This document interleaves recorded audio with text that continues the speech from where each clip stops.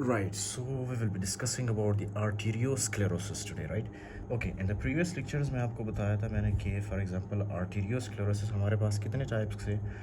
The very first one was atherosclerosis, okay? Atherosclerosis, fine. ये वाला जो हिस्सा है ये मैंने आपके लिए डिस्कस किया था बहुत ही डिटेल में in the last lecture, right? अब ये जो एथेरोस्क्लेरोसिस है इसमें बेसिकली होता क्या है, कौन से आर्टरीज इन्वॉल्व होते हैं इसमें? जो आपके लार्ज आर्टरीज है ना, लार्ज आर्टरीज, लार्ज और medium sized arteries, okay, large और मीडियम साइज्ड आर्टरीज. इसी तरह से एक और कंडीशन है आपके पास जो कि आपके लार्ज और मीडियम साइज आर्टरीज को नहीं बल्कि आपके आर्टीरियोल्स को इन्वॉल्व करते हैं, राइट? आर्टीरियोल्स को, इसीलिए हम उसको क्या कहते हैं? आर्टीरियोलो स्क्लेरोसिस, फाइन, ओके. आर्टीरियोलो का मतलब क्या है? आर्टीरियोलो का मतलब है आर्टीरियोल्स, ओके. स्क्लेरोसिस का मतलब क्या है? Hardening, okay, hardening. जब ये आपके आर्टीरियोल्स क्या होते हैं? हार्ड होते हैं, फाइन. अच्छा, वो क्यों होते हैं? What is the first, for example, reason behind it? Let me explain for you, okay? ये जो आपके पास आर्टीरियोलोस्क्लेरोसिस है इसके मज़ीद दो टाइप्स हैं, fine. The very first one is the hyaline, hyaline, HYALINE, hyaline arteriolosclerosis, okay.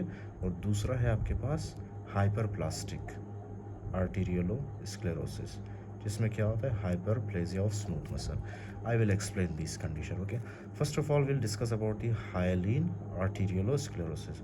अब ये जो हाइलिन आर्टीरियोलोस्क्लेरोसिस है इसमें जो आपके पास एग्जांपल्स है ना, एक तो है आपके पास हाइपरटेंशन, फाइन. हाइपरटेंशन का क्या मतलब है? High blood pressure. उसके बाद आता है आपके पास सिनाइल एज. सिनाइल एज का पता है ना आपको?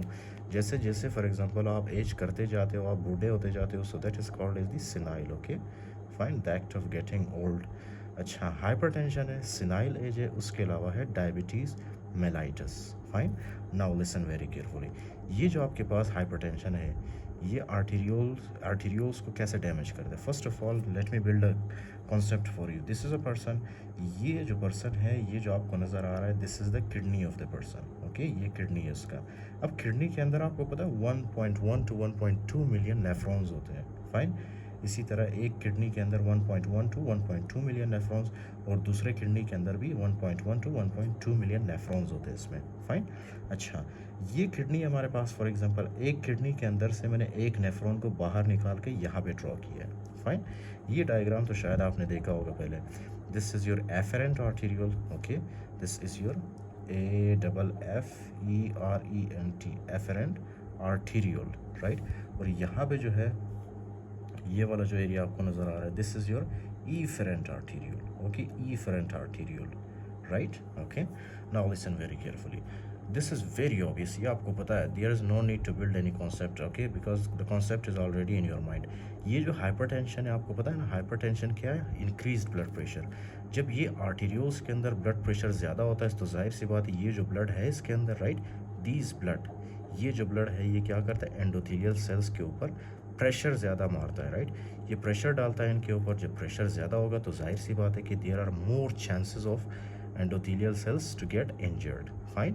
तो ये ब्लड प्रेशर जब ज़्यादा होता है तो ये हमारे एंडोथेलियल सेल्स को डैमेज कर सकता है जिसकी वजह से क्या होता है?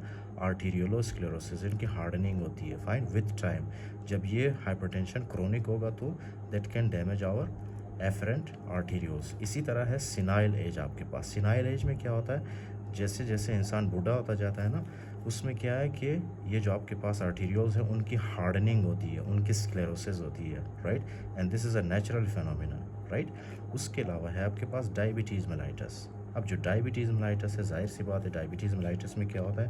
आपके ब्लड के अंदर जो है शुगर या ग्लूकोज की कॉन्सेंट्रेशन ज़्यादा होती है, राइट.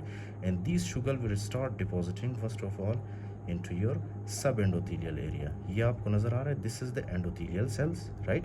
एंडोथेलियल सेल्स के बिल्कुल नीचे ये जो आपको नज़र आ रहा है ब्लैक कलर में this is the endothelium, sorry this is the basement membrane, okay, this is the basement membrane, right. अब यहाँ जो बेसमेंट मेम्ब्रेन के अंदर है यहाँ पे क्या डिपॉजिट होना स्टार्ट कर देता है? Glucose, fine, okay, glucose. तो जाहिर सी बात है जब यहाँ पे ग्लूकोज स्टार्ट होगा so after some time in the chronic form, obviously chronic phase में क्या होता है कि ये ग्लूकोज क्या करता है? ये जो आपके पास है बेसमेंट मेम्ब्रेन, राइट, या एफरेंट आर्टीरियल, इसकी क्या करता है? इसकी हार्डनिंग करता है ये, fine, it becomes harder, right. अच्छा, now the very very important thing that you have to remember, let me tell you, ये जो आपके पास हाइपरटेंशन और सिनाइल एज है, ये क्या करता है, ये सिर्फ और सिर्फ आपको ये जो एफरेंट आर्टीरियोल्स है ना, इनको डैमेज करता है, राइट. आपके एफरेंट आर्टीरियोल्स को डैमेज करता है. लेकिन जो डायबिटीज़ मेलाइटस है हमारे पास, this is something different. Why? Because these diabetes mellitus, this is very dangerous condition. क्यों? क्योंकि ये डायबिटीज़ मेलाइटस क्या होता है, इसमें ग्लूकोज की डिपोजिशन होता है, एक तो एफरेंट आर्टीरियोल्स में और दूसरा ईफरेंट आर्टीरियोल्स में. तो ये एफरेंट आर्टीरियोल्स को भी डैमेज करता है और ईफरेंट आर्टीरियोल्स को भी. Fine, okay. So this is the difference between them.